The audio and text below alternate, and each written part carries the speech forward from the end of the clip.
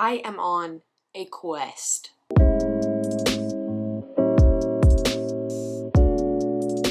Hi besties, welcome. I hope you're doing well. You may or may not know, if you've watched my last few videos, that I have been in a major reading slump. I have not wanted to read, I have not felt like reading, I have not felt like filming or editing or anything, but I am determined to break that slump this week. I literally said in my last video, if you're in a reading slump, just write it out. And now I'm like, I will crush this slump if it's the last thing I do. I woke up one day this week and was like, I want to read my new favorite book. But the problem is I didn't know what that book was gonna be. So I decided to make a video sort of in the trend of those TikTok videos where it's like, this video ends when I find a song better than, inserts a song here with the little filters, whatever. Okay, you know what I'm talking about. So this video ends when I find a new favorite book. Will she do it? That's a secret I'll never tell. XOXO, Gossip Girl. Just kidding, I'll tell you because otherwise this video would be pointless. The way I'm approaching this is that I've chosen 3 books that have been on my TBR for a while that I think have the potential to be new favorites. Sort of like a 5-star anticipation video, but I don't rate books on a scale of 5 stars, so these aren't necessarily 5-star predictions. They're just books that I have an inkling I could fall in love with. I've already read them. I've already read them. I thought about like filming in different spots and outfits and trying to pretend that I was like going throughout my week because I didn't film anything while I was reading them. And then I was like, no, I'm just gonna keep it real with everyone and be honest that I've already read them. I already know what I think, and I'm just here today to tell you. First up, I read We Have Always Lived in the Castle by Shirley Jackson. I read this during my October readathon, the Trick or TBR readathon. I love Shirley Jackson. The Haunting of Hill House is one of my favorite books. I love her short stories. I did not have a ton of luck with her debut novel I tried to read last month, The Road Through the Wall. I ended up DNFing it. I just couldn't do it. But I've heard such amazing things about this, and I feel like this book in the book community, like people love this even more than Hill House. And so I was super excited to dive in, and I didn't really know anything about what it was about.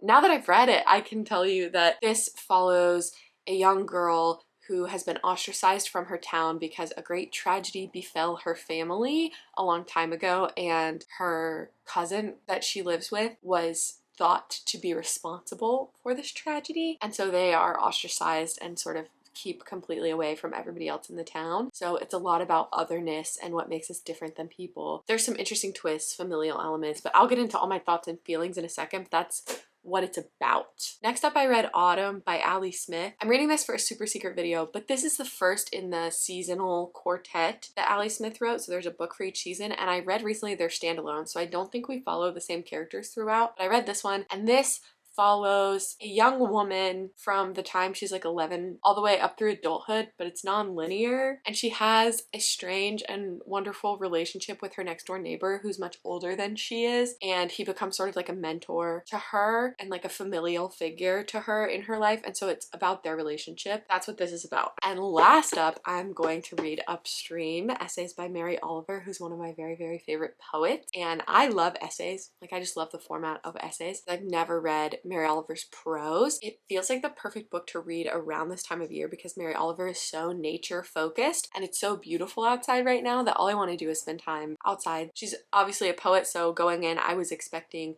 quite poetic prose, so I was super excited to dive into this one when I was starting. I had really high hopes for all of them, and now we will find out if any of them became a favorite. Before I tell you what I thought, oh, this is fun, comment down below and tell me if you think I found a favorite book, and if you do, what it was, what you think it will be. Just like make a prediction in the comments. I can't speak English. Okay, anyway, first I read We Have Always Lived in the Castle. Let's talk about it. I listened to the audiobook of this one in like a day or two. It was very compelling. I wanted to know what happened next. I wanted to keep reading it. However, it ultimately fell sort of flat for me. I think part of that is because I had just reread The Haunting of Hill House, and since that's such a favorite of mine, I couldn't help but compare the two since they're by the same author and they're like her most well-known novels. I think I did a disservice to the book in that sense because it was not like Hill House at all. It was still Shirley Jackson's very distinct voice, but there weren't the same sort of supernatural elements and commentary about like mental illness as much as there is in Hill House, and that's one of the things I love so much about Shirley Jackson's horror. I didn't like the characters as much, so I cared less about what happened to them. Like in Hill House, I love the characters so much that anytime they're in danger, it's like very stressful. And in this one, I was just like, oh, I hope that doesn't happen. But I didn't feel a huge sense of connection to the people in this novel. That being said, I love Shirley Jackson's writing style, the way that she describes settings and people, and especially the way she describes weird sort of lonely towns is really interesting to me, and I think she does that very well. I did like some of the themes and some of the messaging about how otherness is so villainized and how it doesn't always need to be. And there's stuff in this about mob mentality, which if you've read The Lottery, which is her most famous short story, is also a lot about mob mentality. So it's interesting to see some of the parallels between those two things. But overall, the characters just fell a little bit flat for me. I was expecting supernatural elements and was kind of disappointed in the lack of ghosts and supernatural occurrences. I didn't hate it. I'm glad I read it and it was fun, but it definitely wasn't a new favorite. Will I still read everything else that she's written at some point? Absolutely. So far, Hill House remains on top as my favorite Shirley Jackson work.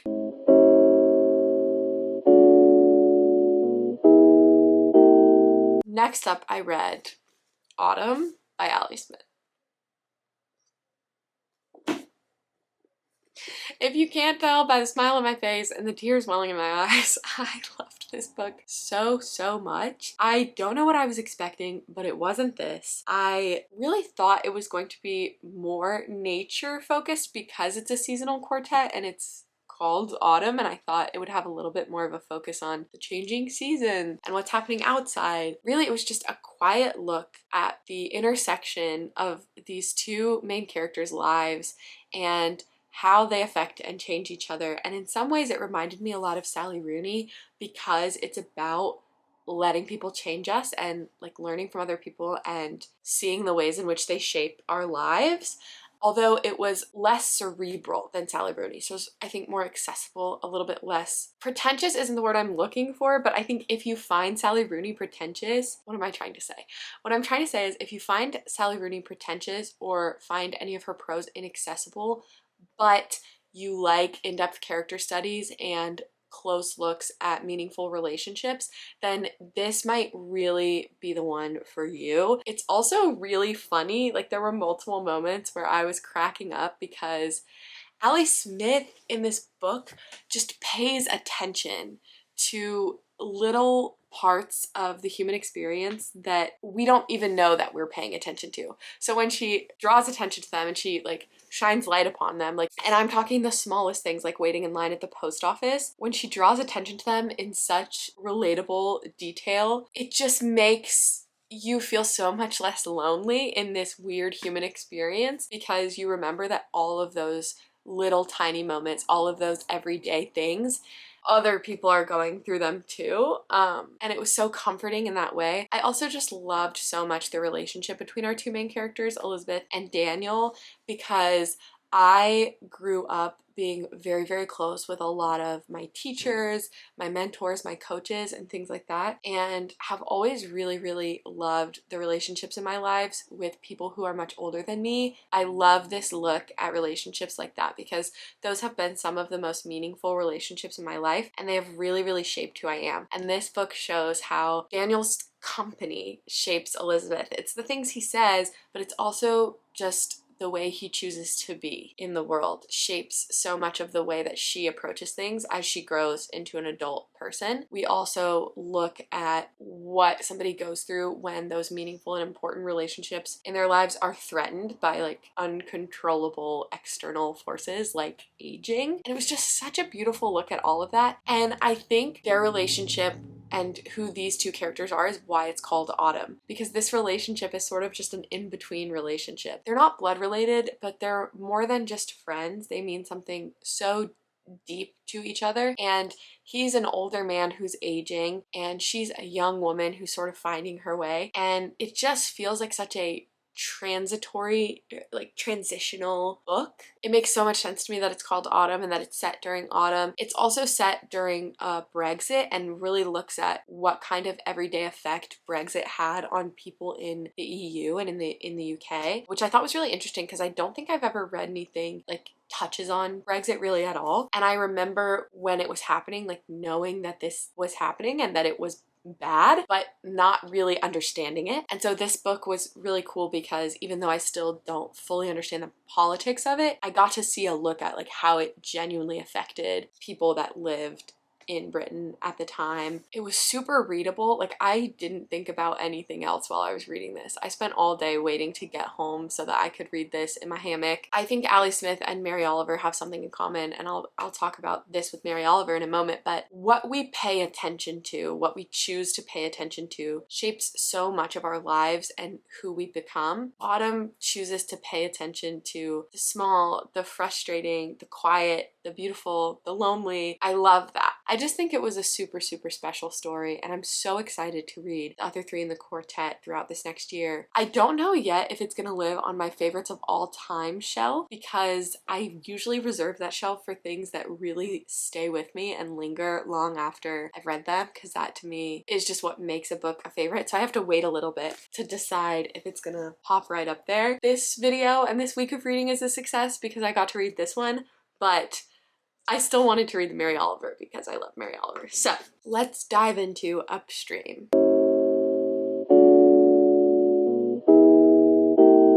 I cannot express to you how much I loved this book. And just like with any essay collection, there are definitely a couple essays that didn't resonate with me as much as others. I wouldn't necessarily say it's like perfect, but it's pretty damn close. One of Mary Oliver's consistent thesis statements is similar to what I was just talking about, that attention is the first step to devotion. And so much of what Mary Oliver encourages the reader to do is pay attention to even the smallest things. She makes you pay attention to things you take for granted, and she shows you what is beautiful and wonderful about them and what you can learn from all of these different things. There's a sense of interconnectedness and a sense of humble understanding that we are no more important than these other creatures and living things around us that feels very, very special. But she also is super honest about the fact that that's not an easy thing to achieve. Mary Oliver in no way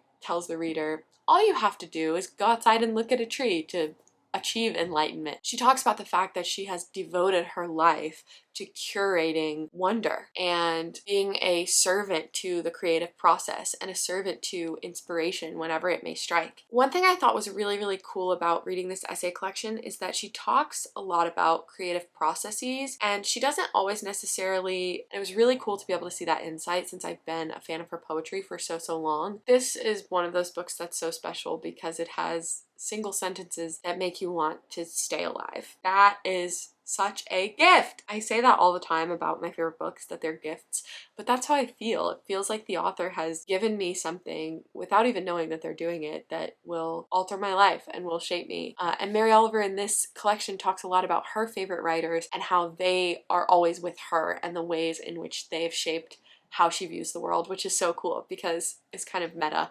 I'm reading about it from an author who has shaped the way I see the world, while she's talking about the authors that have shaped the way she sees the world. So by proxy, I guess they have shaped the way that I see the world.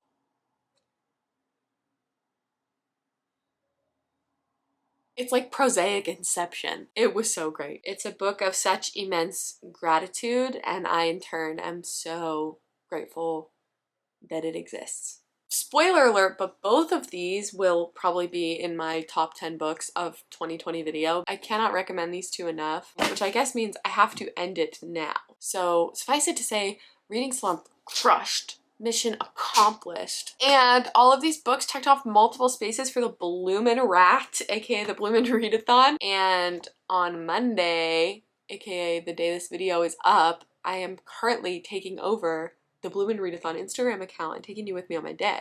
So go follow Bloomin Readathon. You can follow me on Instagram as well. All of the stuff is linked in the description. Thank you so much to my patrons who truly make weekly videos possible. If you want to join the Patreon, it only costs $2 a month to join 2 super chill and relaxed book clubs. This month we are reading Beartown by Frederick Bachman and King Lear for our William Shakespeare book club. If either of those sound interesting to you, feel free to join for this month. But other than that, like this video if you enjoyed it, hit subscribe, comment down below, let me know if you were right about your predictions, and also if you've read any of these and what your thoughts were, because you know I always love to hear them. I think I'm done. So in case you haven't heard it today, I love you. Bye.